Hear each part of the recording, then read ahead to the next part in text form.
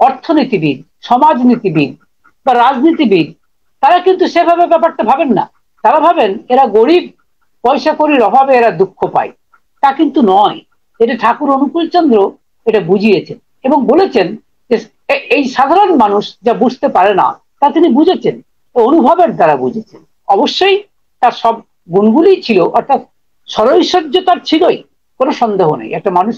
এবং সত্যি কথা বলতে ঠাকুরের ধ্যান ধারণাটাই ধর্ম সম্পর্কে বিচিত্র। আপনারা দেখবেন সাধারণভাবে লোকে ধর্ম বলতে যা বোঝে, ঠাকুরের ধর্ম যেন তার থেকে সম্পূর্ণ আলাদা। কারণ ধর্ম বলতে মানুষ বোঝে পুজো আর্চা করা, ঈশ্বরের জন্য কিছু দেওয়া এবং ঈশ্বরকে খুশি করা, বা কোনো মূর্তি গড়ে পুজো করা এবং তার কাছে প্রণাম করা, তার কাছে শান্তি চাওয়া, তার কাছে কিছু চাওয়া, ইত্যাদি ইত্যাদি। অথচ ঠাকুরের কাছে ঠাকুরের ধর্ম কিন্তু সম্পূর্ণ আলাদা। ঠাকুর ধর্মের সংজ্ঞাটাই পাল্টে দিয়ে বললেন যে অন্য বাঁচায় নিজে থাকে, ধর্ম বলে জানিস না। মানে আশ্চর্য কথা। কারণ ঠাকুর নিজে বাঁচার কথা কিন্তু প্রথমে বললেন না, বললেন অন্য বাঁচায় নিজে থাকে, ধর্ম বলে জানিস না। তার মানে অন্যকে বাঁচানোটা আমার নিজের বাঁচার জন্যই দরকার। এই যে বোধ, অর্থাৎ আধ্যাত্মিকতা বা ধর্ম মানে হচ্ছে নিঃস্বার্থপরতা, আনসেলফিশনেস। এটা কিন্তু ঠাকুর এটা বলেছেন নয়, করেছেন। মানুষের জন্য যা করেছেন জীবনে ভাবা যায় না। কারণ চিন্তা করে দেখুন, মা কষ্ট করে তার ম্যাট্রিক পরীক্ষার ফর্ম ফিল আপের জন্য টাকা দিয়েছেন, ফিস দাখিল করার জন্য। ঠাকুর সেই টাকা নিয়ে গেছেন, গিয়ে দেখেন তার এক বন্ধু সে কিন্তু ইয়ে করতে পারেনি, অর্থাৎ ফিস দাখিলের টাকা জোগাড় করতে পারেনি। ঠাকুর কিন্তু দিয়ে দিলেন। এখানে প্রশ্ন উঠতে পারে, অনেকেই বলতে পারেন যে ঠাকুর তো ভুল করেছেন, বোকামি করেছেন। তার তিনি আগে নিজের পরীক্ষাটা দিন, নিজে আগে দাঁড়ান, নিজে প্রতিষ্ঠিত হন, তারপরে লোকের উপকার করুন না। ভুল। কারণ এই ধরনের যাদের চিন্তা ভাবনা তারা কিন্তু ক্যালকুলেটিভ, অর্থাৎ হিসেব কষে কখনো মানুষের জন্য কিছু করা যায় না। নিঃস্বার্থপর হওয়া হিসাব কষে হয় না, ক্যালকুলেশন করে কখনো নিঃস্বার্থপর হওয়া যায় না। সে কোনোদিনই পারবে না। যে অবস্থায় আছে সেই অবস্থাতেই তাকে মানুষের জন্য ভাবতে হবে, কিছু দিতে হবে। যে জন্য ঠাকুর অত্যন্ত দয়া পরবশে এই ইষ্টভৃতির ব্যবস্থা করে, কিছু দাও, তুমি কিছু দাও। কারণ পেতে হলেই কিছু দিতে হবে। If you want to get something you will have to give something. Simple as that. কিছু পেতে হলে কিছু দিতে হবে। মানে পেতে পেতে মানে চাইলেই দিতে থাকিস, না দিলে কারো পাওয়া হয় না। কিন্তু আমি যদি ভাবি দাঁড়ান আমি আগে প্রতিষ্ঠিত হই তারপর দেব, ভুল ধারণা। তাহলে হলো না, সে কোনোদিনই পারবে না। সেই জন্য ঠাকুর নিঃস্বার্থপরতার পাঠ দিচ্ছেন আমাদেরকে, ধর্ম শেখাচ্ছেন এটাকেই, যে অন্যকে বাঁচাও। এবং এটা ঠাকুরের শুধু উপদেশ নয়। যদি ঠাকুরের কথাগুলো স্রেফ উপদেশই থাকতো তাহলে দেখতেন ঠাকুরের বাণী কখনোই কালজয়ী হতে পারত না, অসম্ভব। এমন অনেক মানুষ আছেন যারা ভালো ভালো কথা বলেন বা অনেক ভালো উপদেশও দেন এবং অনেক ভালো ভালো বাণীও দেন। সেগুলোর মানে সারবত্ততা নিয়ে আমি প্রশ্ন তুলছি না, সেগুলোর নিঃসন্দেহে সত্যি কথা হয়তো, কিন্তু সেগুলো কালজয়ী হয় না। তার কারণ হচ্ছে সেই কালজয়ী না হওয়ার কারণ, অর্থাৎ সেগুলি সময়কে ছাপিয়ে বেঁচে থাকতে পারে না। সেগুলি দেশ কাল নিমিত্তের ঊর্ধ্বে উঠতে পারে না। কিন্তু ঠাকুরের কথাগুলি আছে, ছিল, আছে, থাকবে। তার কারণ হচ্ছে তিনি যা বলেছেন তিনি তো আচরণ করেছেন, তার জীবন দিয়ে তিনি তো আচরণ করেছেন, তা নাহলে কিন্তু পারতেন না।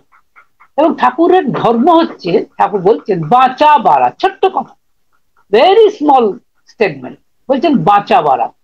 আমি আপনাদের সামনে প্রশ্ন রাখছি, এমন কোন আধ্যাত্মিক পুরুষের নাম শুনেছেন যে ধর্মকে, আধ্যাত্মিকতাকে এত সহজভাবে পরিবেশন করেছেন? আমার সেই জন্যই বারবার মনে হয় ঠাকুর শুধু নরনারায়ণ তাই নন, সহজ ভগবান। আমার কাছে তিনি সহজ ভগবান। তার কারণ এত সহজভাবে তিনি কথাগুলো বলেছেন। অতি সাধারণ মানুষ যে যে পড়াশোনা জানে না তার কাছে তিনি পৌঁছেছেন কিভাবে? তার ওই বাণীর মাধ্যমে।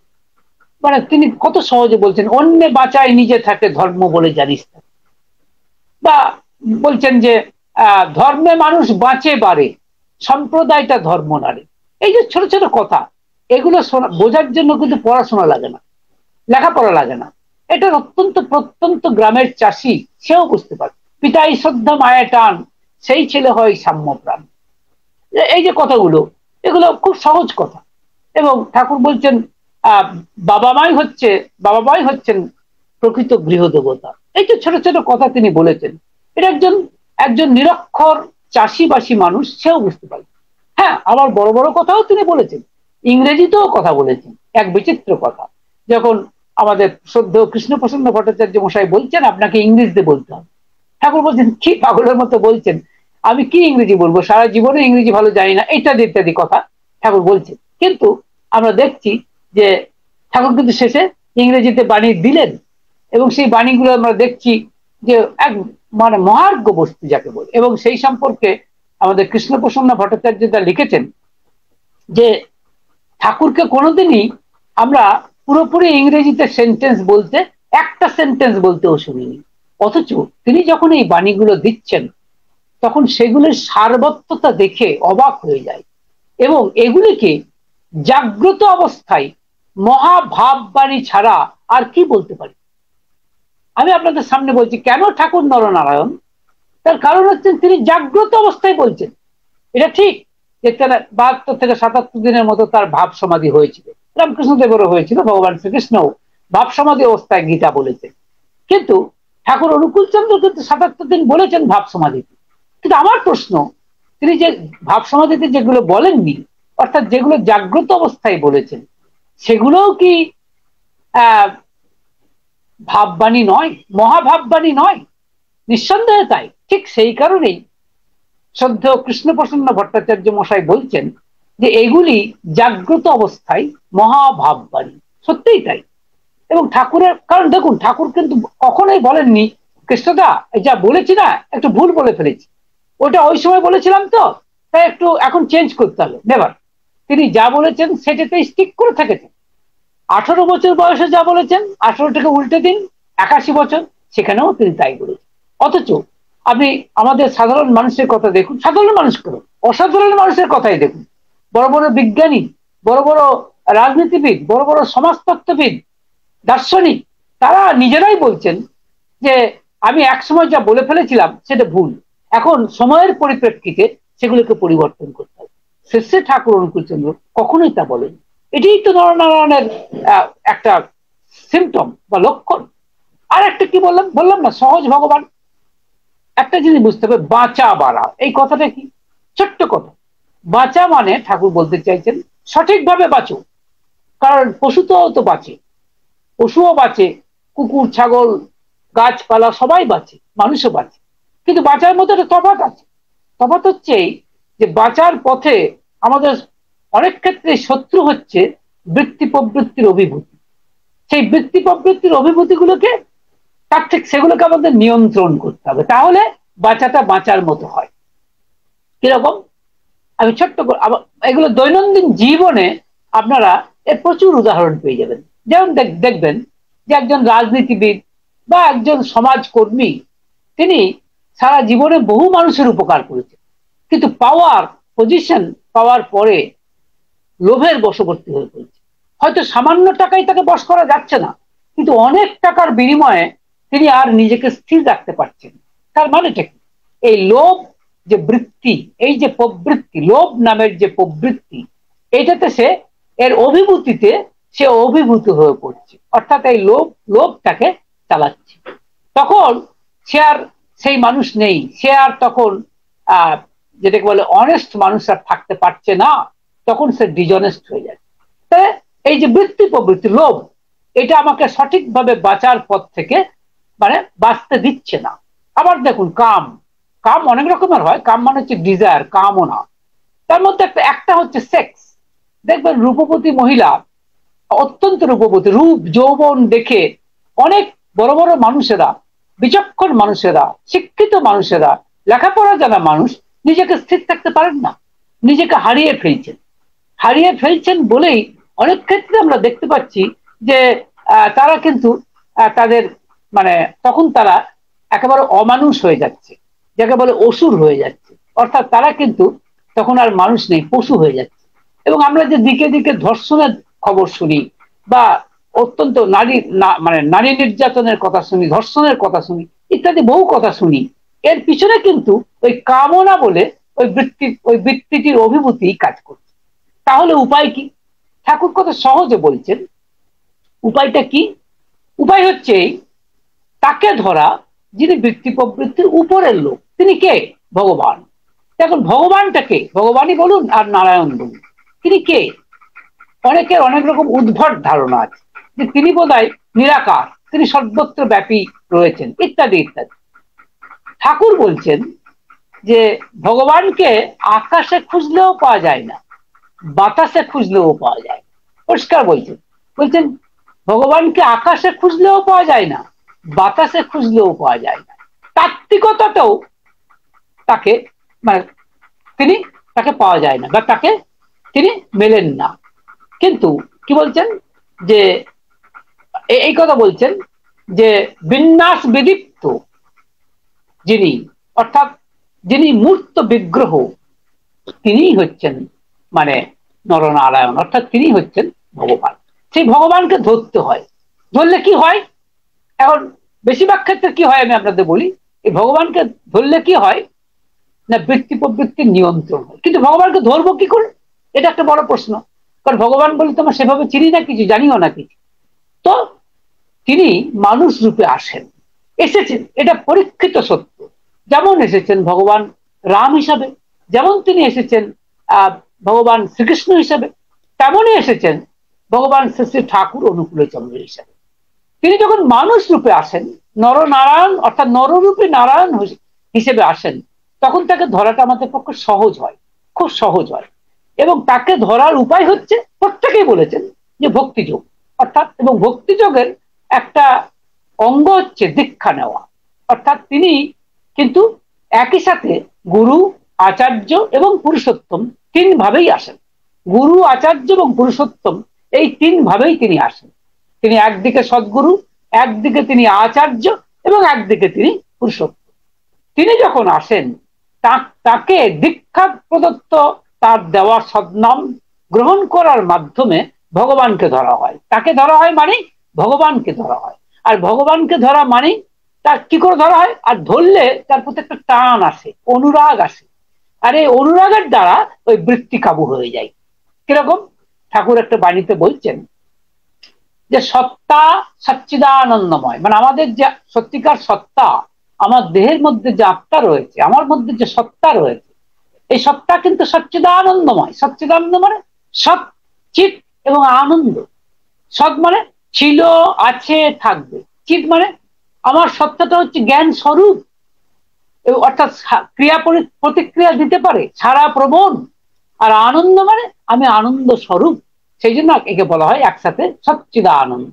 ঠাকুর বলছেন সত্তা সচ্চিদানন্দময়, অসৎ নিরোধী সতই। অসৎ নিরোধী মানে সে অসৎকে পছন্দ করে না। কিন্তু তাহলে প্রশ্ন, সমাজে এত অসততা দেখতে পাই কেন? মানুষই তো অসততা করে। তার কারণ সে আপাতভাবে মনে করে যে সে যদি অন্যায় করে, সে যদি অধর্ম করে, সে যদি পাপ করে, তাহলে আপাত একটা আনন্দ আছে, ভুল পথ, কিন্তু সে করে ফেলে। কিন্তু আসলে তার সত্তা সেটা নয়, তার প্রকৃতি কিন্তু তা নয়। তার প্রকৃতি বলছে যে সত্তা সচ্চিদানন্দময়। সুতরাং তারপরে কি বলছেন ঠাকুর? সত্তা সচ্চিদানন্দময়, অসৎ নিরোধী সতই। তারপরে বলছেন সচ্চিদানন্দের পরিপোষক যা, তাই ধর্ম। আর ধর্মের মূর্ত মানে ধর্ম মূর্ত হয় আদর্শে। এখানে কিন্তু আদর্শ বলতে ওই সদ্গুরুকেই বোঝাচ্ছেন, ওই আচার্যকেই বোঝাচ্ছেন, ওই পুরুষোত্তমকেই বোঝাচ্ছেন। সুতরাং এই যে বলা হচ্ছে যে আদর্শ, বারবার ঠাকুর একটা কথা বলেছেন, আদর্শের ইংরেজি হচ্ছে আইডিয়াল। ঠাকুর বলছেন আইডিয়াল ইজ নো আইডিয়া, মানে আদর্শ কিন্তু কোনো ভাব নয়, এটা কোনো মানে ভাবের ঘরের বস্তু নয়, এটা কোনো আইডিয়া নয়, এটা রক্ত মাংসের একটা মানুষ, অর্থাৎ রক্ত মাংস সংকুল একটা নরনারায়ণ, একটা মানুষ। সুতরাং কি বলছেন ঠাকুর? যে ধর্ম মূর্ত হয় আদর্শে। কারণ ধর্ম কাকে বলে আমরা জানি না। ধর্ম বুঝি তাকেই যখন আমরা তাকে ধরি, অর্থাৎ ঈশ্বরকে ধরতে পারি, যখন তিনি নরনারায়ণ রূপে এসেছেন। এবং কেন কথাটা বলছি, একজন অত্যন্ত পণ্ডিত মানুষ ঠাকুরকে প্রশ্ন করেছিলেন যে মহাভারতে যে যে শ্রীকৃষ্ণের কথা শুনি বা জানতে পাই তাকে বড়জোর সুপারম্যান বলতে পারি, অর্থাৎ অতিমানব বলতে পারি, কিন্তু ভগবান বলতে পারি না। ঠাকুর প্রশ্ন করেছিলেন কেন বলতে পারেন না? তিনি বলেছিলেন কারণ যতই হোক তিনি রক্ত মাংসের একজন মানুষ।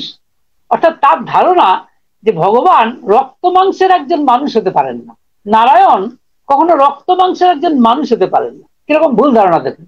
অর্থাৎ তিনি যেন সাকার রূপে আসতে পারেন না, অত্যন্ত ভুল ধারণা। তো ঠাকুর বলছেন আমি কিন্তু ভগবান বলতে মানুষ বাদ দিয়ে কিছু বুঝি না। তেমন ভগবান যদি থাকেন তার সাথে আমার সম্পর্ক কি? তিনি আমাকে একটা তিলের নাড়ুও জুটিয়ে দেন না। যার মধ্যে সরৈশ্বর্য বিদ্যমান তিনিই তো ভগবান। আগে আগে মনে আসে রবীন্দ্রনাথের, আগে বুঝি রবীন্দ্রনাথকে, তারপরে তার কবিত্ব। দয়াবান ছাড়া দয়া থাকে কোথায়, তাকে বোধ করি কি করে? এই হলো ঠাকুরের উত্তর। অর্থাৎ সত্যি কথাই তো, দয়া মায়া মমতা, আপনাকে যদি বলা যায় যে 1 কেজি দয়া কিনে আনুন তো, 1 কেজি মায়া কিনে আনুন তো, পারবেন? বাজারে পাওয়া যাবে না। কিন্তু যদি বলেন এগুলো নেই, এগুলোর উপস্থিতিই নেই, তাহলে মিথ্যা কথা বলা হয়। কারণ একজন মায়ের কাছে তার সন্তান বুঝতে পারে মমতা কাকে বলে, তেমনি একজন দয়াবান মানুষের কাছে গেলেই মানুষ বুঝতে পারে যে দয়া কাকে বলে। সুতরাং সেই জন্য ঠাকুর বলছেন ধর্ম মূর্ত হয় আদর্শে। অর্থাৎ ধর্ম বলতে আমরা যা বুঝি, এই যে মানে সাধারণভাবে অত্যন্ত ভুল ধারণা আছে। আমি এগুলোকে আন্ডার এস্টিমেট করছি না, যারা পুজো আর্চা করেন তারা ভুল করেন আমি তা বলছি না, কিন্তু এটা মানতেই হবে এটুকুই শুধু ধর্ম নয়। ধর্ম মানে নিঃস্বার্থপরতা, ধর্ম মানে বৃত্তি নিয়ন্ত্রণ। আর সেটা কিন্তু একজন মানুষকে দেখে বুঝবো, যার মধ্যে এটা দেখতে পাবো, চোখের সামনে যাকে দেখতে পাবো। সেই জন্য বলা হয় example is better then precept. অর্থাৎ মানে উদাহরণ, মানে উপদেশের চেয়ে উদাহরণ দরকার। আমার উদাহরণ প্রয়োজন। ঠাকুর অনুকূল চন্দ্র হচ্ছেন স্বয়ং উদাহরণ, কারণ তিনি তার মধ্যে ধর্ম মূর্ত হয়েছে, তার কারণ তিনি নিঃস্বার্থপর। তার সেই অর্থে সংসার বলে কিছু ছিল না। তার কাছে প্রত্যেকটি মানুষ যেন তার জীবন, একটা মানুষের দুঃখ, একটা মানুষের সমস্যা যেন তার সমস্যা, তার দুঃখ। ঠাকুর মজা করে বলেছেন যে আমি তো জীবনে পরোপকার করতেই পারলাম না, কারণ পর বলে কাউকে খুঁজেই পেলাম না। কি চমৎকার কথা বলছেন! কারণ সবার অস্তিত্বের সঙ্গে তিনি যুক্ত আছেন, সবার অস্তিত্বের মধ্যে তিনি নিজেকে দেখেন, এবং প্রত্যেকের অস্তিত্বের মধ্যে তিনি নিজেকে দেখেন, আর নিজের অস্তিত্বে তিনি প্রত্যেককে দেখেন। অর্থাৎ ধর্ম মূর্ত হয়েছে তার মধ্যে। উপনিষদ আমরা এসব কথা শুনেছি, উপনিষদ আমরা শুনেছি, কিন্তু আমরা দেখছি ঠাকুরের ক্ষেত্রে এটা প্রতিফলিত, ইট ইজ রিফ্লেক্টেড। এটা আমরা চোখের সামনে দেখতে পাচ্ছি, কারণ হাজার হাজার মানুষ, লাখে লাখে মানুষ তার কাছে যাচ্ছে সমস্যা সমাধান নিতে যাচ্ছে। কারণ ঠাকুরের কাছে ব্রহ্মজ্ঞান জিজ্ঞাসা করতে খুব বেশি লোক যায়নি, কিন্তু খুব সামান্য লোক হয়তো যায়নি। বেশিরভাগ লোকই দায়ে পড়ে গেছে, ঠেকাই পড়ে গেছে। ঠাকুর কিন্তু কাউকেই ফেরাননি, প্রত্যেকের সমস্যাই মন দিয়ে শুনেছেন। এত বড় শ্রোতা বোধহয় আর কেউ হন না, এত বড় সহকর্মী, এতখানি মানে কি বলবো, এতখানি মানুষের আপনার জন বোধহয় কেউ হয় না। এবং তিনি তার মতো করে সমাধান দিয়েছেন, এবং সত্যি অর্থে কিন্তু সেই সমাধানই কিন্তু শেষ কথা রূপে প্রমাণ হয়েছে। এটা কথার কথা নয়, প্রমাণিত সত্য। সুতরাং ধর্ম যে মূর্ত হয় আদর্শে, এটা যে ঠাকুর বলছেন, এটা উপদেশ নয়, এটা বাস্তব। কারণ তার জীবনে তা ঘটেছে, তার নিজের লাইফে সেটা বলছে। এবং ঠাকুরকে বলছেন আদর্শে দীক্ষা আনে অনুরাগ। অর্থাৎ আদর্শে দীক্ষা নিতে হবে, অর্থাৎ সদ্গুরুর কাছে তিনি একটা সৎ নাম দেন, এবং সেই সৎ নামকে গ্রহণ করতে হবে। প্রশ্ন করতে পারেন আপনারা অনেকেই যে কেন শেষে ঠাকুর অনুকূল চন্দ্রের সৎ নামেই আমাকে দীক্ষা নিতে হবে, তার কি মানে আছে? আমি তো ভগবান শ্রীকৃষ্ণের সৎ নামেও দীক্ষা নিতে পারি, রামচন্দ্রের সৎ নামেও দীক্ষা নিতে পারি।